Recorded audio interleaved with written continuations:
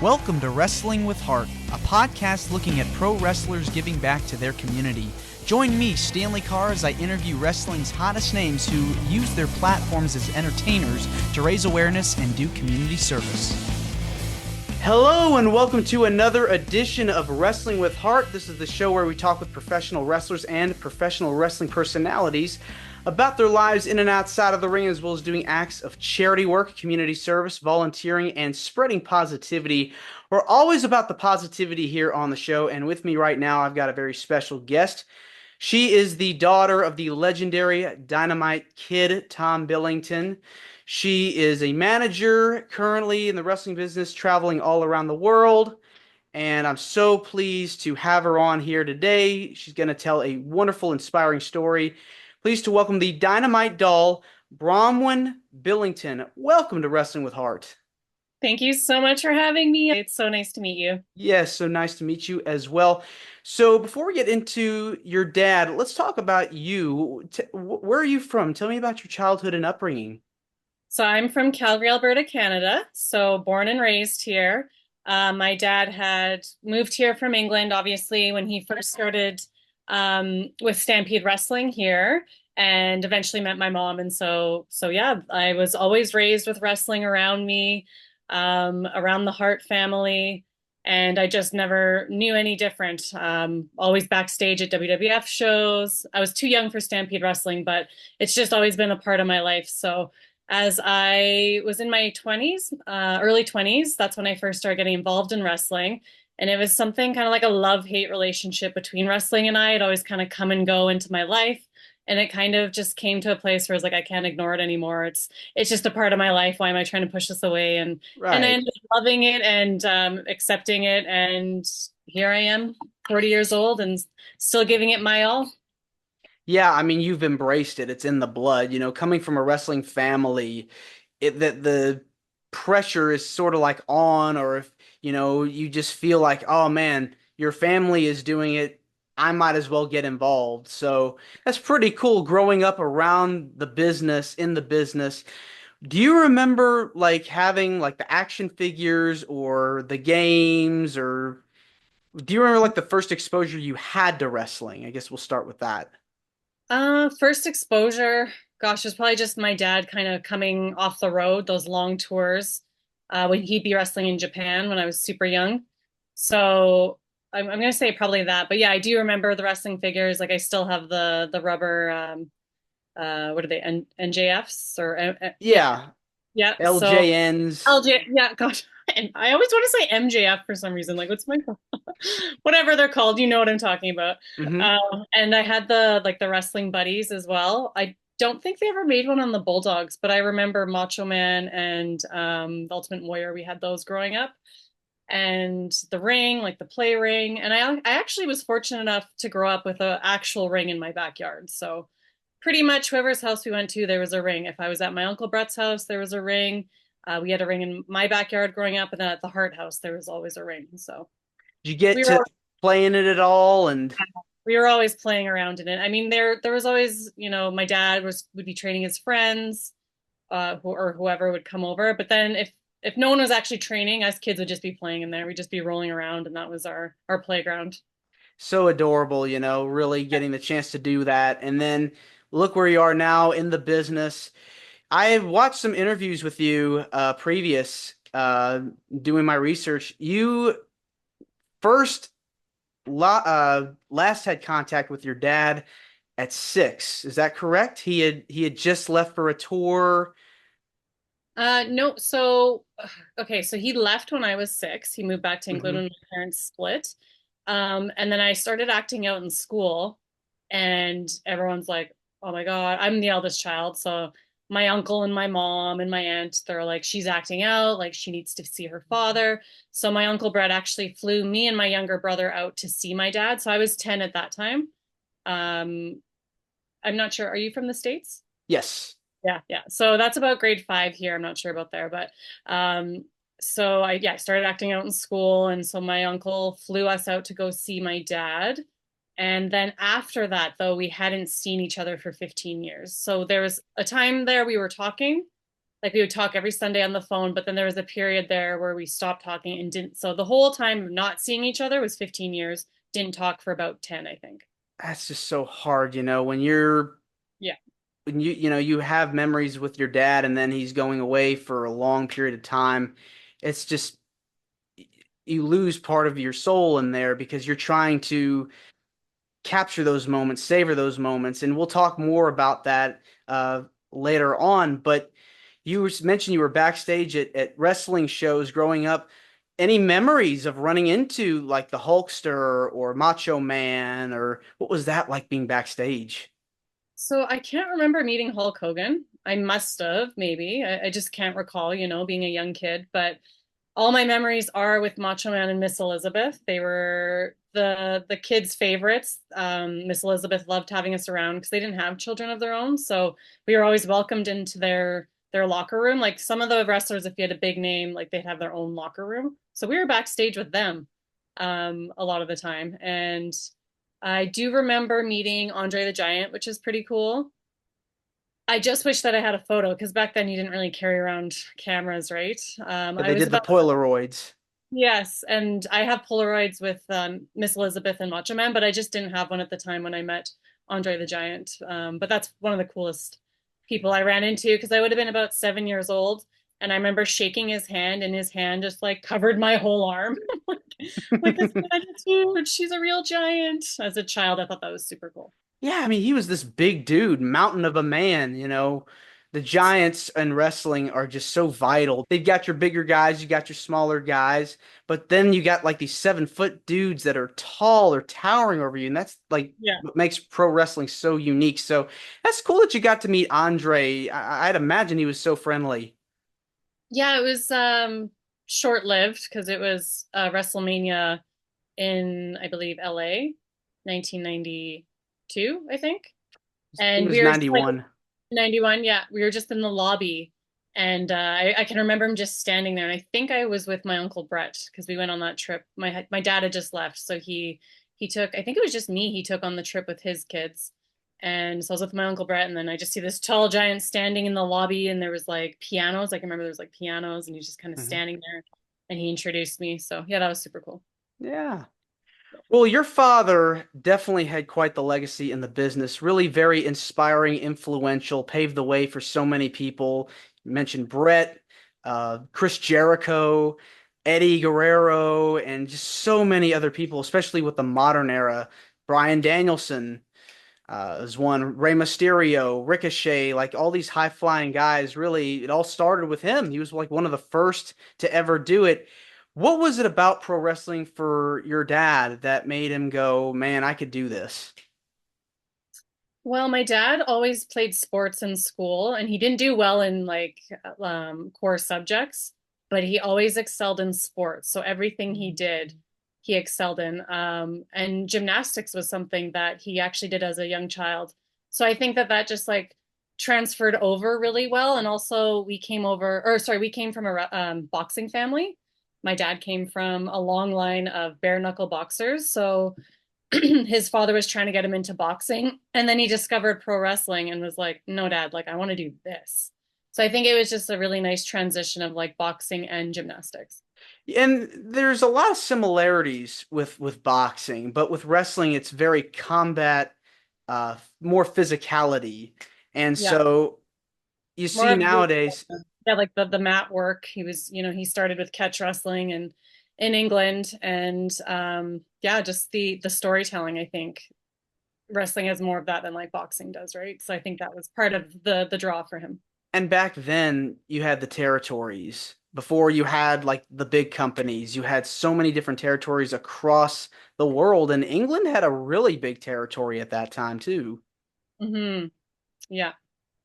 And what can you tell me when you had conversations with him about his first trainer getting started in the business? Did you ever talk to him about that? Not really. I've just kind of read it in his book. I know about, yeah, Ted Bentley and how they met and all that. So my dad and I reconnected. He had had some strokes. So by the time we reconnected, he was a man of very little words. So unfortunately, I didn't get like all those stories. but I'm fortunate enough that it is in his book, and lots of people share what they know. So I would love to see a biography. That's what we're missing, just to piece everything together. Yeah, I mean, talk about a legacy over time. And he was trained by Stu Hart eventually too. The Stampede wrestling territory was huge in Canada. Yes.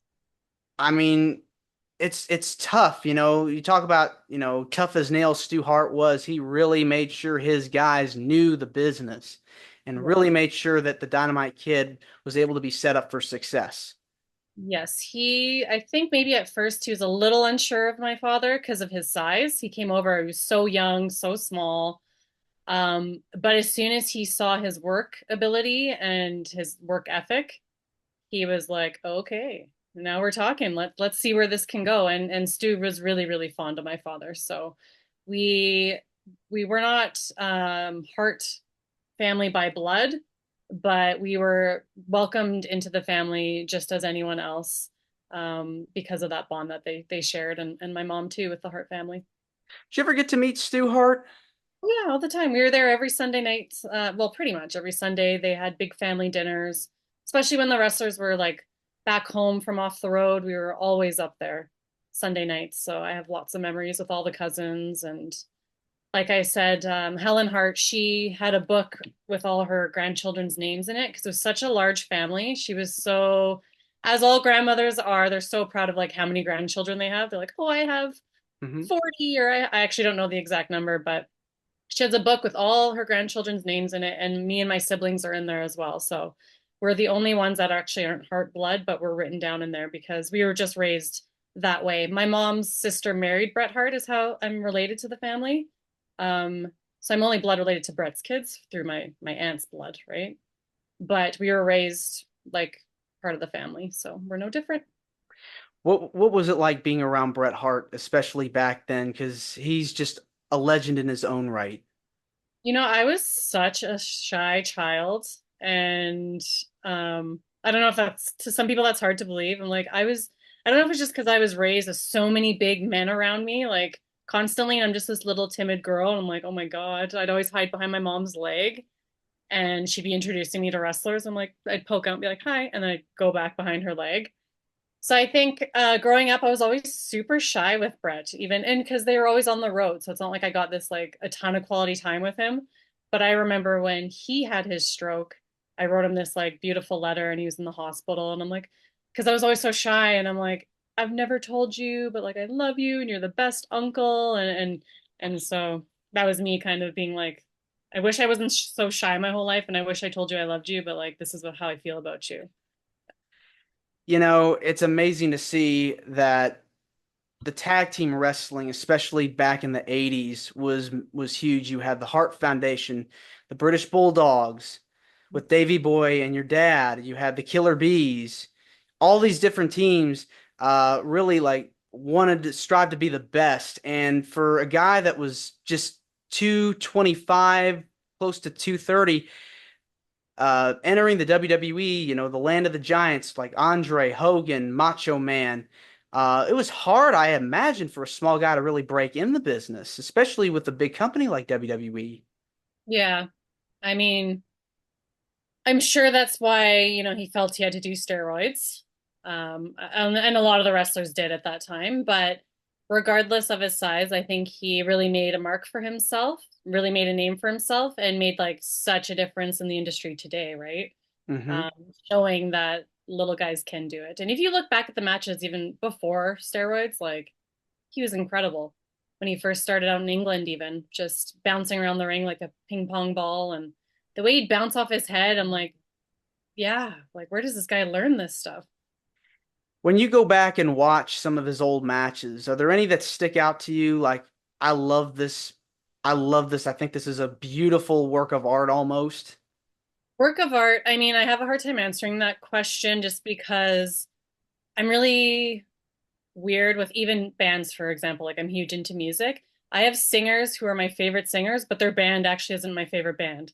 Hmm. So to say like this is my favorite match because of this, I can't pinpoint it because I like different aspects of all different matches. But work of art absolutely is like Tiger Mask and my father. Just Any clip you see of them it's breathtaking and you can't take your eyes off it. Yeah, they just put on so many great clinics. Who could forget like the matches they had in Japan and all around the world? And then of course you had, your uncle uh Brett wrestling the Dynamite Kid. I mean, Love that was a any of the matches, yeah, the like Hard Foundation versus Bulldogs. I absolutely love that too because it's like they're all family members and they're all brothers and brother-in-laws and they train together and it's just so the chemistry is just crazy. what was Davy Boy like to be around? He was super funny. He was like the big goofy, everyone's favorite uncle type. Yeah. But I mean, I didn't get a lot of time with him either because gosh, they were on the road so much. Yeah. And they lived in Florida half the time. So for most of my childhood, they were in Florida. But yeah, he was definitely the big, goofy, fun uncle. In his later years that I can remember when he was in Calgary, he had a big motorcycle. So the kids would love to like go on the back and take a little ride with Uncle around Stu Hart's house. And yeah, he's just this big, badass, goofy uncle. When he passed away, it was just such a devastating loss. It I really know. was. I know. And so talking about your dad, um, it was a huge block of time. 15 years Yeah. last time you saw him. Why was it so long? Well, I mean, distance, of course. I was all the way in Calgary and he went back to England. And when I turned 18, or I might have been 17 at the time, actually, I think I was 17. Well, no, I was about 18. Okay, so 17, my mom she was in her second marriage and she had a set of twins. And so I was 17 when they were born. My mom was, on maternity leave for a year. So then when I turned 18, I graduated high school. My mom went back to work and I nannied my little brother and sister and the twins until they went to school. So for 5 years of their life, like I was their nanny, that was my job. So I just saw like how beautiful and precious young babies were, like young children. And like, so I started questioning my dad, like, how could you leave us? How could and my mom was pregnant when my dad left with his third child. So I was like, how could you not want to like meet your daughter? How could you move another country away, like countries away? And I got to the stage where I started asking questions. And at the same time, I was also like, and I want to train to become a wrestler. So I wrote him this letter back in the day. You'd write letters, right? Hmm. I wrote him a letter and he never replied. And then I finally called him because I was like, so why haven't you, like, did you get my letter? He's like, yeah. I'm like, why haven't you replied? And he was like, I didn't like what it said. And like, he hung up the phone. Yeah. And I don't like telling the story because it makes him sound terrible, but like this is real life. And I don't like to sugarcoat anything. And I also like my story is about forgiveness and how you can move on and move Hmm. forward. And Hmm. eventually we did reconnect. But at that time, maybe he didn't know how to answer those questions, like why he left. And honestly, in the long run now, like now I realize he did what he did to protect us and he thought it was the best thing for us. And I truly, truly believe it was now that so much time has passed and he definitely had if you have you seen the Dark Side episode? Yes. Yeah. So like he had CTE and he knew something was wrong and he knew it was best if he eliminated himself from us before something bad could happen. And I really applaud him for that. We didn't looking back, you definitely don't want to end up being like another Chris Benoit story, right? So I think he knew something's wrong, something's off. Like I need to go back home and like just my kids will be better off this way, right? He left us with the house, everything he left us with. I have a beautiful, successful life because of the start he gave us as a family, which his career paved the way and provided us. Um, and then I think when he said, like, I didn't like what the letter said, I don't really know if he was talking about like children part, how could he leave us, or me becoming a wrestler. I think back in the day, female wrestlers weren't very like they kind of frowned upon it. We didn't talk for I think 6 years after that, 6 years. and then the internet came around, like Facebook came around, and that's how I reconnected with my cousins in England. And I had my first child, so she was 2 years old at that time, and I was like, something is missing. Like I felt full when my daughter was born because I always knew I wanted to be a mother. And then after 2 years, I'm like, something's missing. I don't feel full. And I realized it was my father. I'm like, I'm missing my father in my life. And after I had a child, I realized, how hard it is and all the sacrifices you have to make. And we all just do the best that we can, and we're not all perfect. And so I thought about those things, and I went to England and I showed up. He didn't know I was coming, and I just showed up at his door. And that was the first time we'd seen each other in 15 years. And yeah, I'm really, really, really grateful that I did that.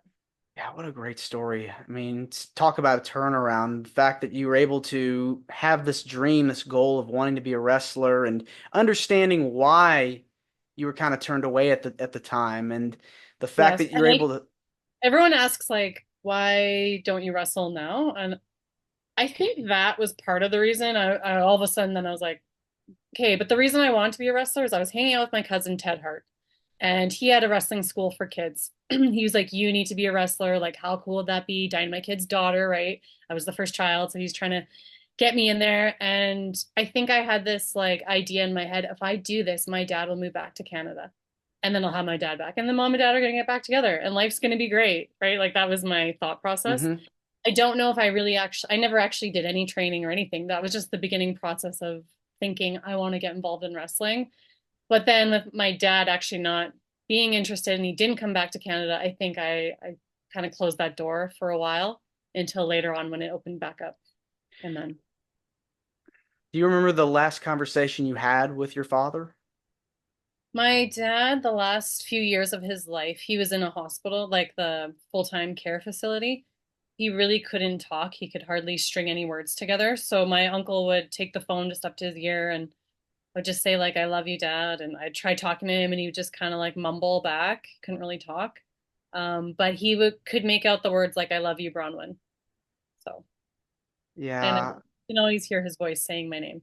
the you know it's very refreshing and it's very nice to have a story that is in a lot of ways it is a happy ending because you got the chance to reconnect with your dad, and not many people can say that they're able to reconnect with a parent if they're on the other side of the globe, or if they've got, they've had their issues over the years, their demons, they've been working through them, but you were able to do that. So it's very heartwarming. Thank you. Yeah, I didn't want to live with any regret. I knew that. And I knew, with wrestlers, the males, they don't have the longest lifespan.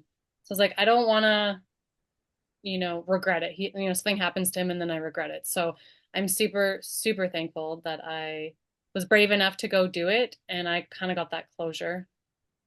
Like, yeah. Well, now you've been in the business. How long have you? When did you start wrestling? So I don't actually wrestle. I just manage. Okay. But getting involved in wrestling, it's 11 or 12 years now. Okay, so it's been a while. And the cool thing about being a manager is that you get to talk a lot, you get to, you know, take bumps without having to be in the ring for a extended period of time. And I think that the managers don't really get as much credit, I feel like, because it's only about the wrestlers. And I feel like if you had just as much respect for the managers, I think it would be a win-win, don't you think? Absolutely. And even being a female manager, I feel like it's hard to get noticed. You get forgotten about a lot, and a lot of people don't understand the importance of the role. So, Yeah. I always idolized Miss Elizabeth growing up, and that's who I emulated for so many years. I'd love to dress up and wear sequins and everyone loved me. But I'm kind of going down a different path these days. I'm the girl next door, but I'm a little bit crazy, so just stay tuned. It's always fun when I'm around. And you've managed people like Davy Boy Jr. Mhm. and the current Dynamite Kid Tommy. Yes, and his Uh, brother Mark as well. The two of them yeah. together. So tell me about what how you feel, going on now 12 years being a manager. You feel like you've gotten everything down pat, because I know there's a lot of work involved, just like with being in the ring, being a competitor. I don't feel like I have it down pat because it's been a bit of a roller coaster for me. Trying to constantly find that person that you really connect with. You guys are on the same page. Um, so like people like my cousins, well, they're both on the road, so of course that was beautiful and magical because we're family, so it makes sense. Like the pairing makes sense. But my cousin's at AEW now, so he's on the road a lot. Harry's in Japan, so I'm not referencing them, but just someone more local that I can always work with. It's been a struggle finding my person. Really? Yeah, but I think I found someone, a few people, um, and we're kind of creating some magic now. We're all on the same page. We're treating it like a business, um, and we're really really excited. Who are some of the people that you would like to manage in the future? Like if you had to pick like a dream, could be a male or female, like currently or even in the past, who would it be? Um, Gosh, can let's just say Will Ospreay because he's my favorite and he's British and let's say him. But no, my dream has been my friend Black Dahlia who's in the States, and that's one of Hmm. the manifestations we're working towards. So, we met a few years ago and I'm like, when you get back in the ring, like I want to be the one managing you. And she's super close. She's been cleared to get back in the ring and train. And so we feel like it's coming and like our manifestations are coming true. And then I started working with a new wrestler that's out in BC. His name is Moondog Manson, and he's the one we've just connected and we're on the same page. Our friendship is like so super tight. He listens to me. He wants to utilize me, and that's been the struggle a lot in the past for me. Is like, yeah, I should be talking on the mic more. Like that's my job as a manager and that's what I want to do. And so he's actually like allowing me to like use my creative freedom to do that stuff. So we kind of started a faction called the Manson family. And the idea is it's like him and we're gonna just like grow our faction bigger. And Black Dahlia and Evil Nate fit right into that picture. So we're gonna be hopefully I'm gonna be traveling to the States soon, working with them, and then they're gonna come over here to Calgary, and then we'll go to BC too and just start doing shows out there as well. Yeah, I've had both Dahlia, Black Dahlia, and Nate on my show before. They're just amazing people. Oh my God, yeah. They're so amazing. So we just met in Philadelphia at the end of June. Battleground Championship Wrestling when I went there. We'd been friends on the internet for like 2 years, but we finally met in person, and now we're just like inseparable, full force. We're doing this, and they would fit beautifully into the Manson family. So Are you a big fan of being a baby face or do you prefer being a heel? I think you have more freedom being a heel. Babyface, that's what I loved at first, and that's kind of where I started. But I think that I'm transitioning into someone that can do more than just smile and wave and, shake baby's hands. So I like even being a tweener, kind of you do Yeah, the bad things, but people are cheering for you. That's perfectly us. you can get away with so much more being the bad guy, so it's a Yeah, lot of fun, I'd imagine. freedom and yeah. Yeah, all right. Any desire to want to work for one of the big companies like a WWE or AEW? Is that something that you've thought about? I'd love to be in AEW. Yeah, I follow them the most. WWE, I don't know, just I guess it got a little stale for me, perhaps. Watched it my whole life. So when AEW came out, it was super exciting. I know people are complaining they don't really like what they're doing, but I like the indie feel of it, like how you can even just, well, they have more creative freedom there for sure. And even just like being able to swear a little bit and like a little more blood, like it has that indie, Edgier. yeah, that indie feel a little more, which is what I really enjoy. But I love the women's division in WWE. That's really the only reason I tune in these days. I usually watch their big pay-per-views because I like to be like in the know and on top of my wrestling, but I don't watch like every week. But Who's your favorite women's wrestler currently? who is my favorite? I mean, of course, Natalia. That's a given. Mm-hmm. Yep. In Heart family WWE, connection. though, yeah, in WWE, I love Liv Morgan, I would say. Um, what else? Oh, yeah, and then I think I'm loving Mariah May in AEW. Yeah, I mean, AEW's also got a great women's division too, with Mercedes now there and Saraya and Oh, I love Saraya. Britt Baker. Yeah. So they're in good hands. I think that the more, it's good to have alternatives and other companies really thrive because I think it makes the business rise as a whole. We went through, I believe it was like 20 years where you just had maybe one or two companies, but now with the internet, you could get wrestling on your phone. You can go on YouTube and watch all your favorite companies it's amazing to see how far technology has come. Yes, for sure. Like you used to not be able to look up Stampede Wrestling for years and years and Japan Wrestling, and now that's all accessible. So it's great. There's tons of wrestling, lots to choose from. Yeah.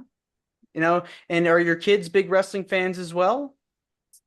So I have two daughters. They don't follow it, but they enjoy going to local shows, and I just took them both to Monday Night Raw like two Mondays ago. So that was my little one's first live event, like WWE event. So that was pretty cool for her. There was a lot of weapons that night, and then the next morning she's like, I had a dream that someone was hitting me with a stick. So I was like, okay, maybe you're not ready for live wrestling shows.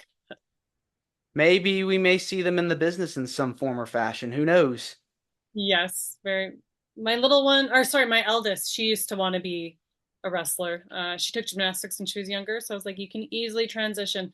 A lot of females, if they do gymnastics or like dance, transitioning into wrestling is pretty easy for them.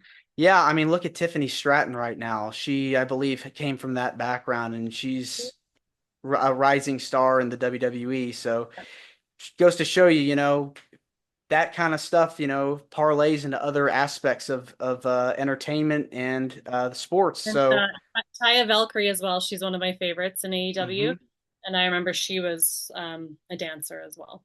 yeah. So you just never know where you can end up in this business. People from all walks of life, all walks of entertainment, can come to wrestling. So, and I love how inclusive it's gotten too over the years. You're seeing a lot of diversity. Yep. Let's kind of switch gears now. I know you're very passionate about the ALS cause. I saw on social media you had posted a walk happening recently. Talk about that.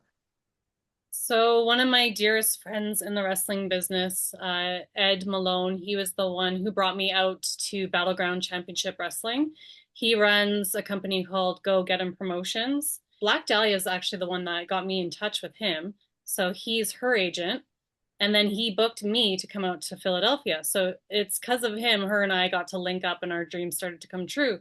And when we were there, he was like, I'm having these weird headaches and stuff, and I'm going to the doctors. Like he's very on top of his health, which is great. And I'm like maybe you had COVID because some people after they got COVID, they're struggling to speak, Hmm. and he's kind of having some issues speaking. And so he went and got tested, got all these tests done, and found out that he has ALS. And he went and got tested multiple times, three different doctors, and it turns out he has ALS. So it's a very difficult disease to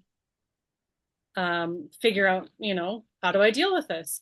And this man is like the nicest man I've ever met in my life. Like he took such great care of me and my mom. My mom came out with me to Philadelphia, treated us like absolute gold. Like we never went hungry. He's like, do you need a coffee? He would get me coffee. Do you want breakfast? Like we had everything like as we needed it. Literally, we would not miss a meal. We didn't go hungry. He treated us so amazing. And so I really want to just help share that, promote it, and donate to it, and just make people aware of this disease and what we can do to help and help build money for the cause for this amazing man. Yeah, I mean, if you have somebody in your life that you really care about and really support, love, and they're going through a rough time in their life, I mean, why wouldn't you want to help out, for something like that? I mean, because it's just everybody's going through something. And Very much. for so yeah, it's just very sad to hear, that someone that you're close to, is suffering and everybody needs help to some degree. He has an amazing wife at home, a beautiful daughter who, absolutely idolizes her father. And I just want to let them know that I'm here for them. They are family and I'm family, and I'll do anything to share the cause. And hopefully, build more awareness about ALS because it's kind of one of those unknown diseases a lot of people don't know about. So What is it about giving back to the community that gives you the most joy? I think it's just it fulfills your soul especially when it's such a kind human, and that makes you want to give back even more. So it's not, we live in such a selfish world today, so it feels so good to help people and give back. And when it's something you're passionate about, it's just so much more fulfilling. Yes, definitely. So going back to wrestling here just quickly, what is your ultimate goal in the business? Where do you see yourself in the next 5 to 10 years? Um, you know, First and foremost, it's about having fun. So if I'm not having fun, I don't want to be doing it anymore. So number one, it's always been about having fun. And I just love having something that belongs to me. It's my thing, my world that I belong in. But I want to travel the world with professional wrestling. So, I've been doing it in Alberta for about 11 years. I'm starting to branch out a little bit in different parts of Canada. I was just in the States in June, so I want to branch out more places in the USA. I want to make it over to England, and eventually I'd love to make it over to Japan. And the main goal is keeping my father's legacy alive as well. So just keeping the Billington name out there. And bottom line is I want to get my dad in the Hall of Fame. So Yes, let's make that's it happen. the biggest goal here. And just have fun while I'm doing it and make memories and travel the world and branch out in different areas of wrestling that I can. Like, I've been doing so many podcasts, and that's something really great because it really does get my dad's name out there, and just whatever I can to be involved.